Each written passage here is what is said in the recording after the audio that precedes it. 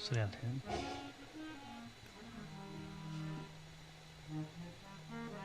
जगतो पवित्रं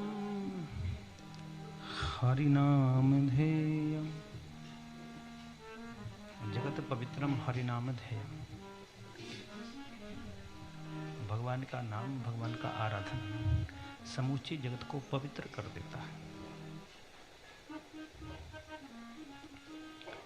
महाराज परीक्षित ने परम वीतरागी आदरणीय श्री सुखदेव जी महाराज से प्रश्न किया।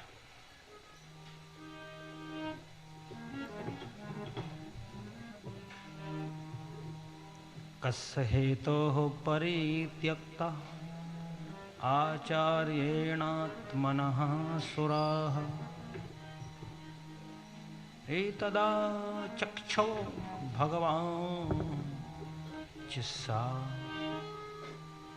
शिष्याणामक्रमं गुरु। परीक्षित ने प्रश्न किया, बोले गुरु जी मैंने सुन रखा है, आदरणीय देवगुरु बृहस्पति जी ने इंद्र का परित्याग कर दिया था। सो पूछना चाहता हूं क्या कारण रहा। अरे गुरु तो जीवन में सर्वस्व हुआ करते हैं। गुरु है तो सब कुछ है, गुरु नहीं तो कुछ भी नहीं। आप कहीं मुझे नहीं मिलते तो पता नहीं मेरा क्या होता। सुखदेव जी महाराज बोले कि राजन ठीक कहते हो।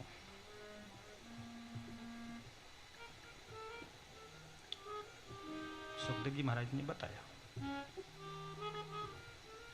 कि राजन इंद्र त्रिलोकी की राज्य लक्ष्मी से, तीन लोक के ऐश्वर्य से मदोन्मत्त हो गया, उसे घमंड हो गया और इसी के कारण धर्म, मर्यादा, सदाचार आदि का उल्लंघन करने लगा। एक दिन इंद्र अपनी पत्नी सची सहित बहुत ऊंचे सिंहासन पर बैठा था और सभा में उपस्थित मरुदगण, अष्टवसु, एकादश आदित्य, एकादश रुद्र, द्वादश आदित्य, अश्वनी कुमार, विश्व देवा, साध्यगण आदि उपस्थित थे। सिद्ध, चारण, विद्याधर, गंधर्व, ब्रह्मवादी मुनि, अप्सराएं, किन्नर, पक्षी, नाग स्तुति कर रहे थे। सारी राज्योचित सामग्रियां सुसज्जित थीं। इंद्र की अपूर्व शोभा हो रही थी। उसी समय घूमते हुए देवगुरु बृहस्पति जी आए।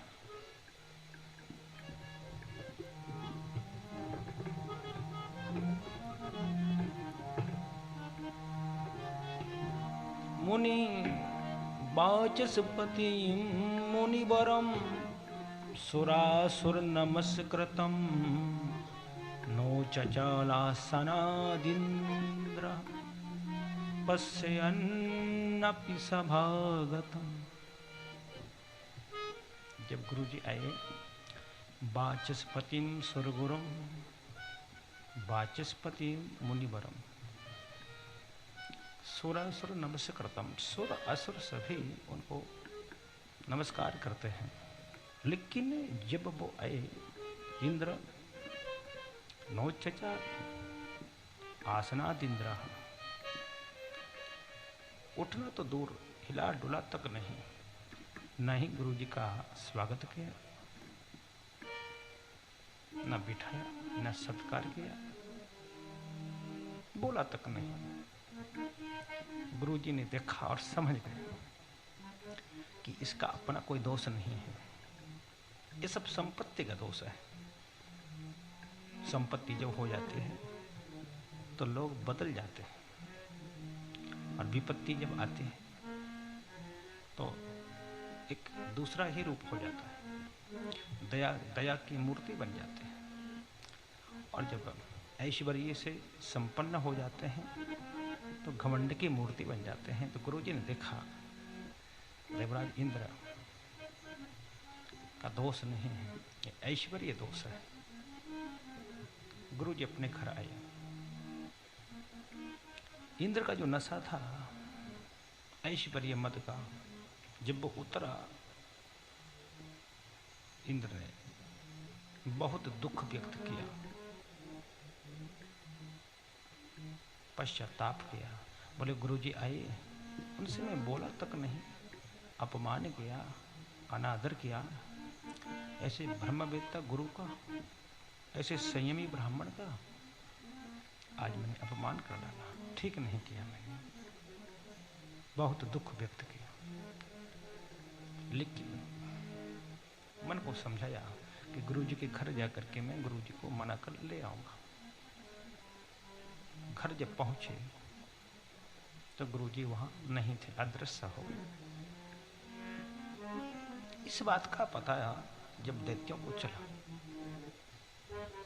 तो दैत्यों ने मिल करके स्वर्ग पर धावा बोल दिया,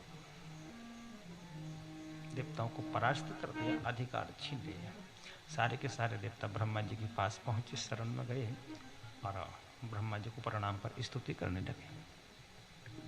ब्रह्मा जी बोले देवताओं, सचमुच तुमने बहुत बड़ी गलती की, विशेषकर देवराज इंद्र ने।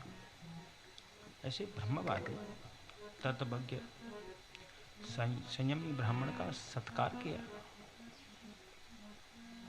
किया नहीं किया ना? ऐसे ब्राह्मण का हमेशा हमें सत्कार करना चाहिए, लेकिन तुमने अपकार किया और अपमानित किया, उनसे बोल तक ना सके। मैं समझता हूं यही सब तुम्हारे ये दुख का कारण है कि आज समृद्धिशाली होते हुए भी विपत्ति से मारे मारे फिर रहे। इसलिए एक काम करो, त्वष्टा के यहाँ जाओ, उनके पुत्र बृहस्पति जी को आप गुरु के रूप में वर्णित करो। देवताओं ने कहा ठीक है, और सारे के सारे देवता त्वष्टा के यहाँ पहुंचे। विश्वरूप को देखकर कहा बेटा हम तुम्हारे पितर हैं, लेकिन इस समय शत्रुओं ने हमारे ऊपर आक्रमण किया है। हम प्रार्थना करते हैं कि आप हमारे गुरु बन जाओ। देखो घर में जो आता है वो अतिथि कहलाता है, उसकी इच्छा हमें पूर्ण करनी चाहिए।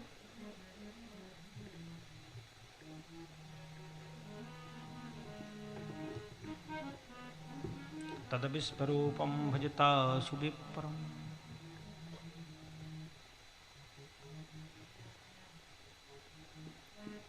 और कहा देवताओं ने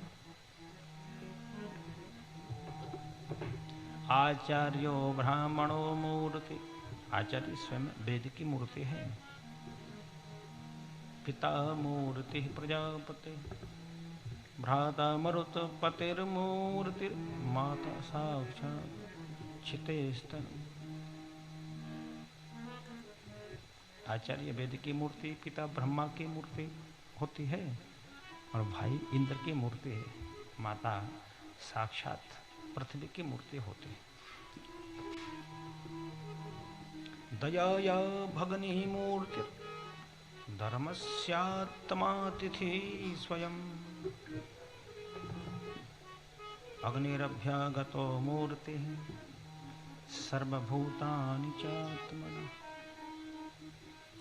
दया भयन जो है दया की मूर्ति है, अतिथि धर्म की मूर्ति, अभ्यागत अग्नि की मूर्ति, और जगत में सर्व प्राणियों की, समूचे मनुष्यों की अपने आत्मा ही मूर्ति है, वो आत्मा स्वरूप है।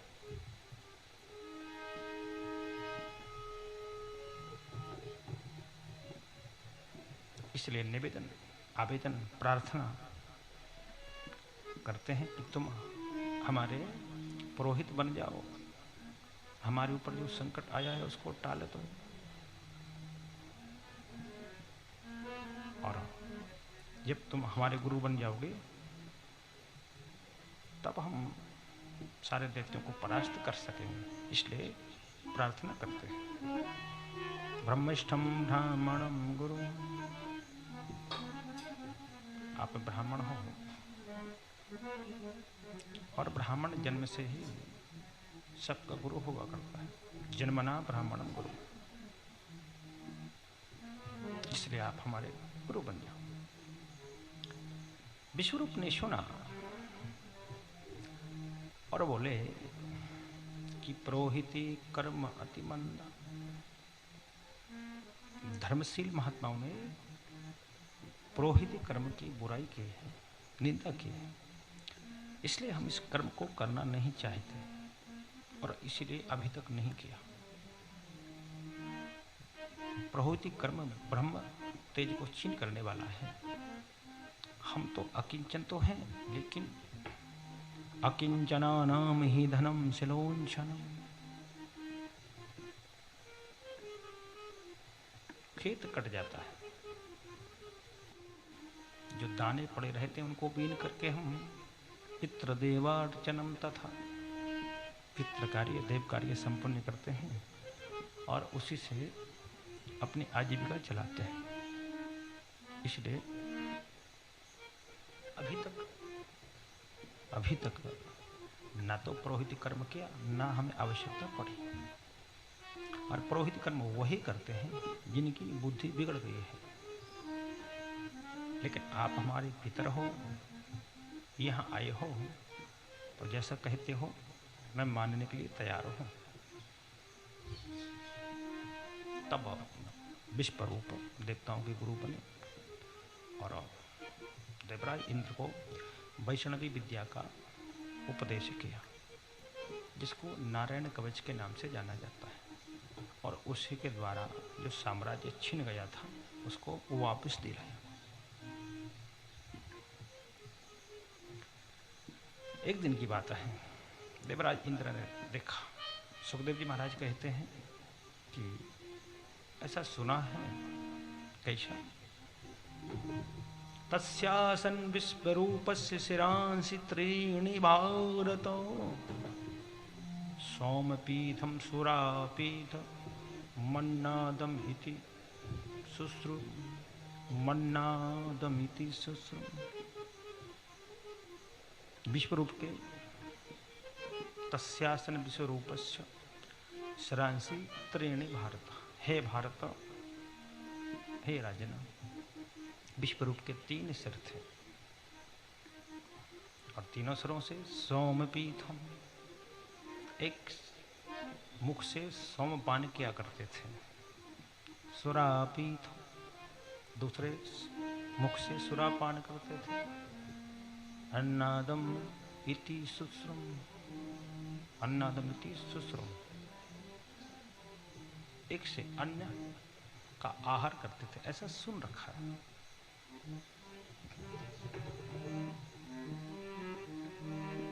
लेकिन जब वो होम करते थे, हवन करते थे, तब देवताओं के साथ साथ देवताओं को तो प्रत्यक्ष रूप से उच्च स्वर से आहुति दिया करते थे।